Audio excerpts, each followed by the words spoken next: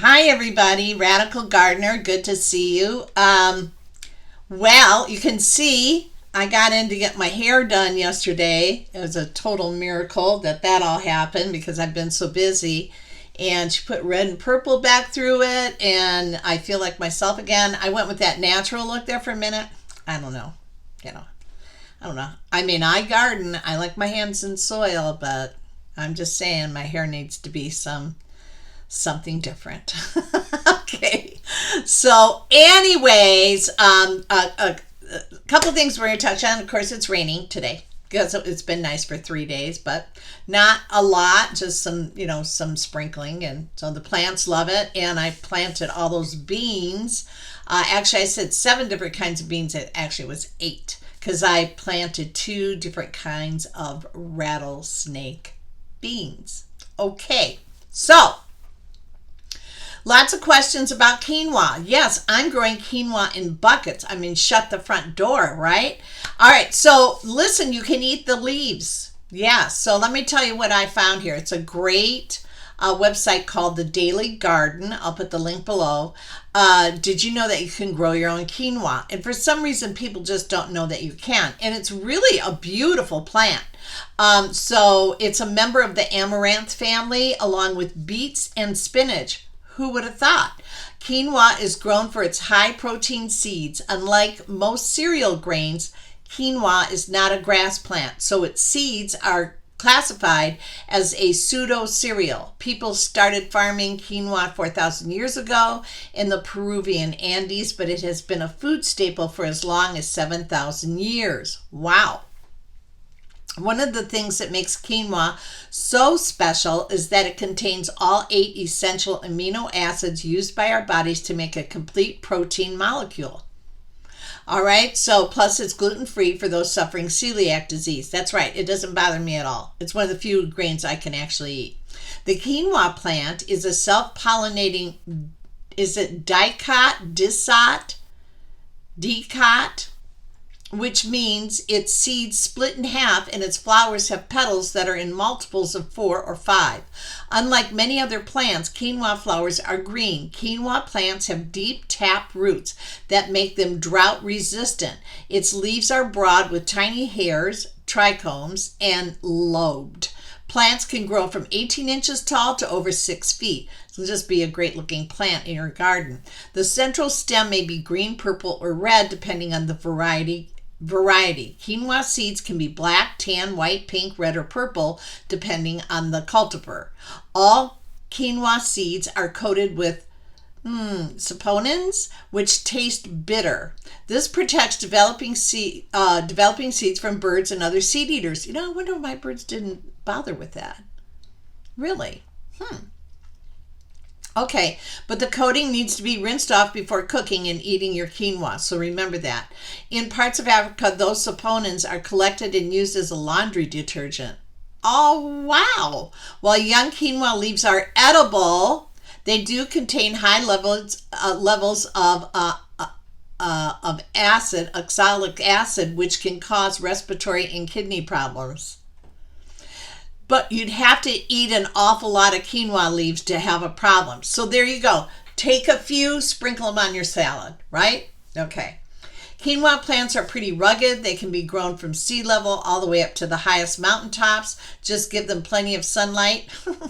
You will want to select a variety that is suited to your microclimate and elevation. Quinoa grows best in loose, sandy soil, which we don't have here in the Bay Area. This means you can either grow your quinoa in a raised bed or you can incorporate a lot of aged compost into your quinoa bed before planting. So what I would do, and I do it anyways, is you want to add the Canadian peat moss in with your soil mixture. So you would have 1/3 soil, 1/3 compost, and 1/3 of the Canadian peat moss. And I might even, bump up that peat moss just to give it more of that real, not a very dense soil. What I used is the worm castings, which is real light. I mean, the worm casting is it's almost kind of dry. right? So that seems to work too. It cuts through that dense, moist soil that you can have, especially when it's raining all the time. Do not grow quinoa in containers. I am. It needs more underground space than a container can provide. Quinoa prefers a soil pH of 6.0 to 8.5. I'll never know what my what my soil pH is. I just don't do it. Maybe you guys, I know, do it. If you're into it, I don't have time for it. So our alkaline soil isn't a problem. Seeds should be planted 1/4 of an inch deep. I did that, and watered very gently. Did that to avoid washing seeds away before they get a chance to germinate. I did all that. Okay, so quinoa plants prefer temperatures from 25 to 95. So cooler temperatures. Ding, ding, ding, ding. So for our grand solar minimum that we're moving into, that a lot of these grains aren't going to do well, your quinoa is going to do just fine. It was grown in the Andes. It's not like a day at the beach up in the Andes, right? Though they do have probably more sunlight, or, a lot of cloud cover too, come to think of it. Okay, so it also says, your plants will be harvested long before the quinoa killing summer heat kicks in. Quinoa plants take 90 to 120 days to mature, so plant accordingly. Freezing temperatures will sterilize quinoa pollen, so frost that occurs during flowering can be problematic. These plants grow very slowly during the first 2 or 3 weeks. That is so not true. That is so not true. Mine just went. You saw that. I planted them on Memorial Day, and 5 days later, I've got plants like plants. It was crazy. So there you go. This is the thing about gardening. I read all this stuff, and I definitely take it into account. And but when it comes down to it, sometimes you just are meant to break the rules. That Monty Alexander of Gardener's World, as you know, that's my favorite gardening show, and he says, he breaks gardening rules all the time, and his garden is rock and roll. Okay. All right, so let's talk about pests and diseases. While quinoa seeds protect themselves with saponins, I hope I'm saying this right, saponins, many birds will still feast on your crop. You can use netting to reduce losses. Other pests include flea beetles, caterpillars, aphids. I haven't even seen aphids this year. Armyworms, and the recently discovered quinoa plant bug. Bacillus thuringiensis can be used to control caterpillars. According to a report from Purdue University, there are no pesticides cleared for use on quinoa. Well, I don't use pesticides. I haven't seen a caterpillar. I've seen a couple small, little, tiny green ones on lettuce, but I haven't really seen them. It's a beautiful plant, you guys. So let's see how well it does. Maybe it'll only go to, so far in my buckets, and we'll just see. We'll just see how it does, right? The buckets were there. I had some seed. I threw them in. No big deal, right? If they don't grow, I'll plant something else. And actually, that's along my deck. Those the rain gutter buckets I have set up. By the way, the rain gutter, who needs that anymore? With all the rain, come on. Okay, what I haven't talked about are my books that are out. I haven't told you about them. Let me not knock this over as I do, and let me grab these for you.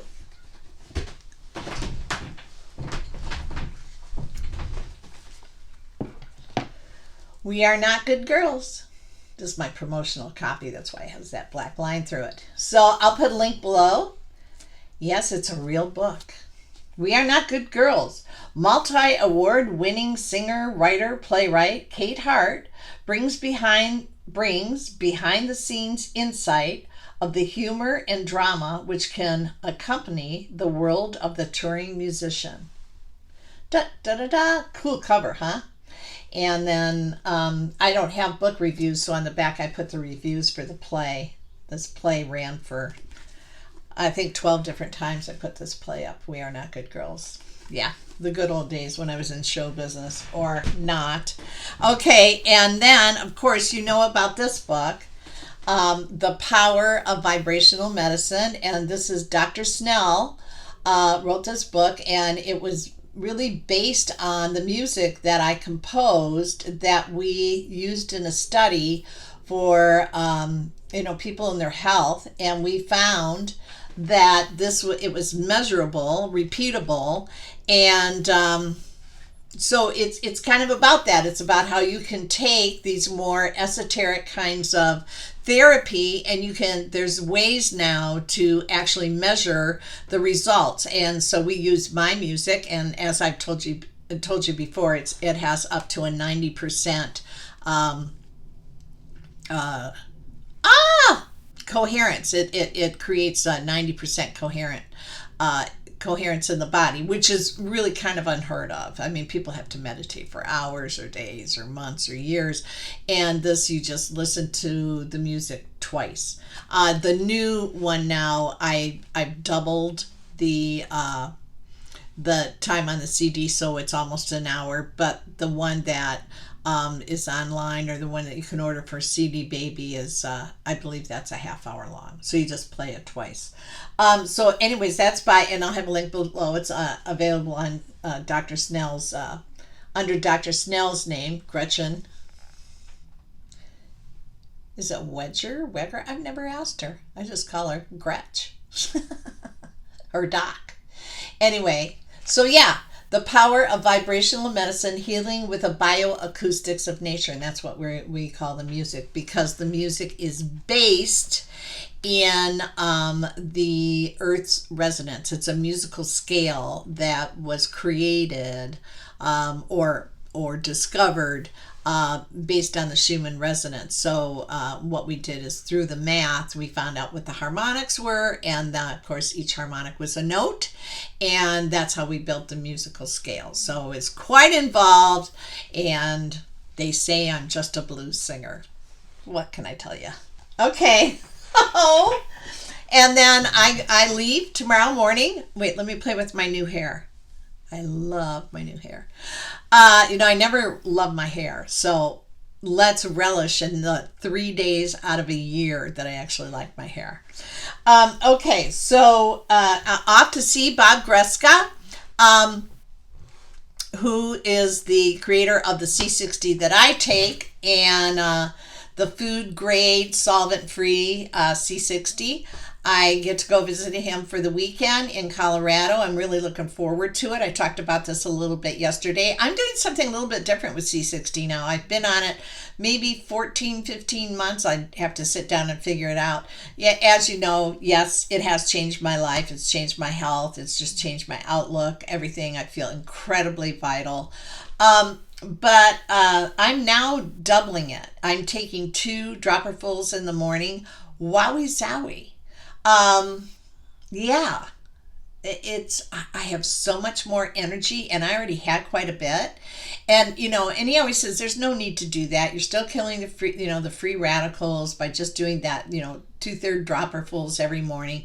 But, I just, something in me said, let's start bumping this up. And, there's such a difference in a bunch of different ways. And I feel like I'm detoxing now at an even deeper level. I have found I'm hungrier, so I'm wondering what that is. Yeah, I don't know. Let's just see, I mean, we're all guinea pigs right now. So anyways, I am working on, I want to do a whole show, maybe an hour-long show, about people talking about apocalypse and end of times and all that, and what that actually means for us as the human species. How does that play out in a positive way, right? What is it that we're supposed to be learning from the reactions we have to when people say those sorts of things? What is it that we're internalizing? And if that turns into fear, why? What is the fear And why are we allowing that? What are we going to learn from that? So I just think that it's a really timely subject. It's something I've given a lot of thought of. You, as you know, I keep everything stone cold positive. It's just, I think you can give out information without telling people they need to do something. They better do something. They're out of luck if they don't do this. I never do that. And I'm going to tell you what, those very people are the people that end up with big problems. So, we're all in my opinion, we're all on a destined journey, and you're here to appreciate every moment and to learn from it and to experience it, whatever it is. And so, sign up for the experience, because that's all you got. All right, you guys. So really great to be with you again. I feel like I'm back in the flow. Kate Hart, Radical Gardener, from my garden to yours. Oh, what is today? Thursday. Okay. Anyway, sending you a ton of love. You know that I love to send you love and send out all those positive vibes. And you just have a great day, even though it's raining. I'm going to go out in the garden later today. I'm just saying. Okay. See you later. Bye.